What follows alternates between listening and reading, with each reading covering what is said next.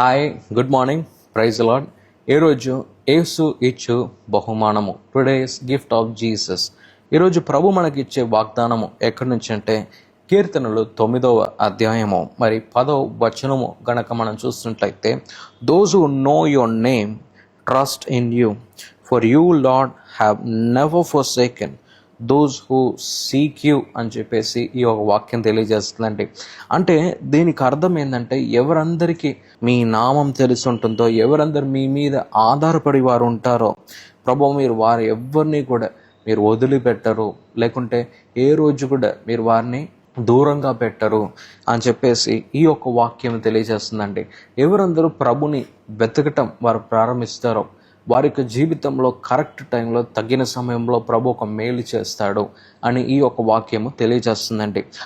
మనం బైబిల్ గ్రంథంలో గనక మనం చూసినట్లయితే, చాలామంది ప్రభు అయిన యేసుక్రీస్తుని వెతికి వారు వెళ్ళారు. కొందరు స్వస్థతకు వారు వెళ్ళారు, కొందరు మనసులో శాంతి కొరకు వారు వెళ్ళారు, కొందరు అపవాది క్రియల నుండి విడుదల కొరకు వెళ్ళారు, కొందరు మరణ స్థితిలో ఉన్నవారు కూడా వారు ఏం చేశారంటే, వారికి జీవం వస్తే బాగుంటుంది అని అనుకున్న సమయంలో ప్రభు మరణ స్థితిలో ఉన్న వారికి కూడా జీవం ఇచ్చినట్టు మనం చూస్తున్నాం బైబిల్ గ్రంథంలో. సో ఈరోజు మీరు దేన్ని కొరకు ప్రభుని వెతికి మీరు వెళ్తున్నారనేది చాలా ముఖ్యమండి. అంటే ఒక్కొక్కరు ఒక్కొక్క దాని కొరకు ప్రభుని వెతుకుతారు కదా.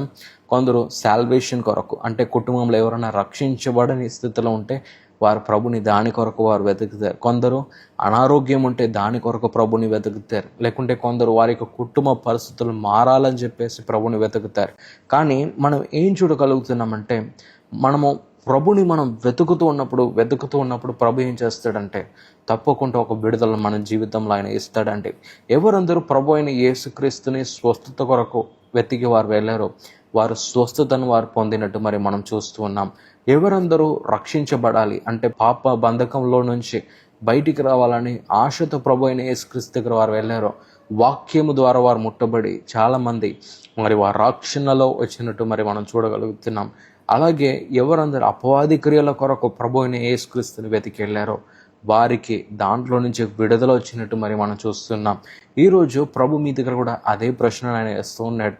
ఒక్కొక్కరికి కూడా జీవితంలో ఒక్కొక్క బాధలు, కష్టాలు, నష్టాలు ఉంటాయి కదండి. కానీ ఈరోజు మనం ఏం చేయగలగాలంటే, ప్రభువా నాకు ఇక్కడ ఈ బాధ ఉంది, ఈ యొక్క కష్టం ఉంది, ఈ యొక్క నష్టం ఉంది, ఈ స్థలములో నాకు ఒక మేలు నాకు చేయండి ప్రభువా అని మనం అడిగినప్పుడు ప్రభు ఏం చేస్తాడంటే, ప్రభు మన కొరకు ఒక నూతన ద్వారాన్ని ఆయన తెరుస్తాడు కదండి. అదే ఈ యొక్క వచనం కూడా మనకు తెలియజేస్తుందండి. ఆయన ఏ రోజు కూడా మనల్ని విడువడు, ఎడబాయడు అని చెప్పేసి దేవుని యొక్క వాక్యం మనకు తెలియజేస్తుంది కదా. సో ఈరోజు ప్రభు మీకు ఏమని తెలియజేస్తున్నాడంటే, దేని కొరకు మీరు వెతికి వెళ్తున్నారో ఈరోజు ప్రభు దగ్గర అడగండి. ప్రభువా నేను మిమ్మల్నే వెతుకుతాను, దీంట్లో నాకు ఒక జయాన్ని నాకు ఇవ్వండి ప్రభు అని మీరు అడిగినప్పుడు తప్పకుండా ప్రభు ఒక గొప్ప కార్యాన్ని మీ జీవితంలో చేయాలి అని ప్రభు ఆశపడుతూ ఉన్నాడు. దావీదు వారి యొక్క జీవితంలో గనక మనం చూసినట్లయితే, ఆయన ప్రభుని ఒక వర్షిప్పర్ లాగా ఆయన ఉన్నాడండి. ఆరాధన చేసే ఒక వ్యక్తిగా ఆయన ఉన్నాడు. ఎవరు?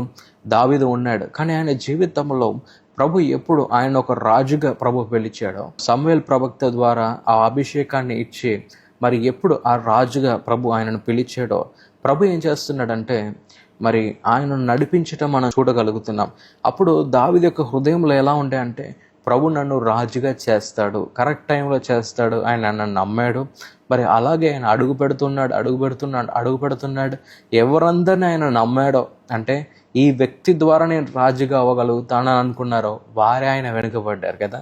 సౌలు రాజు వచ్చి ఆయన చంపటానికి ఎంతో ప్రయత్నం ఆయన తీస్తున్నాడు. కానీ దావీదు మాత్రం ఏం చేస్తున్నాడంటే, ప్రభునే వెతికాడు కనుక ప్రభు ఏం చేశాడు తెలుసా? ఆ ఇజ్రాయేల్ రాజ్యాన్ని ఆయన స్థాపించడానికి ప్రభు దావీదుని ఆయన వాడుకున్నాడండి కదా. అది ఎంత స్థిరంగా ఆయన నిలబడి ఉందంటే, చుట్టూ ఉన్న శత్రువులు కూడా దావీదుకు భయపడ్డారంట. అంతగా ప్రభు ఆయనను హెచ్చరించినట్టు మనం చూస్తున్నాం. ఈరోజు మీరు దేని కొరకు ప్రభుని వెతుకుతున్నారు? ప్రభు దగ్గర చెప్పండి, ప్రభువా దీంట్లో నాకు ఒక మేలు చేయండి, నేను ఒక సాక్షిగా నేను ఉంటాను ప్రభు దగ్గర చెప్పండి. ప్రభు తప్పకుండా మీ జీవితంలో కూడా దాన్ని తగిన సమయంలో నెరవేరుస్తాడని నేను నమ్ముతున్నాను. మీరు అలాగే మీకు ఏదైనా ప్రేయర్ రిక్వెస్ట్ ఉన్నట్లయితే కింద కామెంట్ బాక్స్లో మాకు తెలియజేయండి. మేము తప్పకుండా మేము మీ కొరకు ప్రార్థిస్తాము. మరి అలాగే ఈ యొక్క వాక్యం ద్వారా మీరు దీవించబడ్డారని నమ్ముతున్నాను. ఒక చిన్న ప్రార్థన మరి మనం చేద్దాం. Thank you lord father. ప్రభువా, ఈరోజు మిమ్మల్ని వెతికి వచ్చే ఏ ఒక్క వ్యక్తి కూడా సిగ్గు పొందరు, ఎవరు కూడా ప్రభువా వారు మీ దగ్గర నుంచి దూరంగా వారు వెళ్ళలేరు అని మేము ఈరోజు తెలుసుకున్నాం.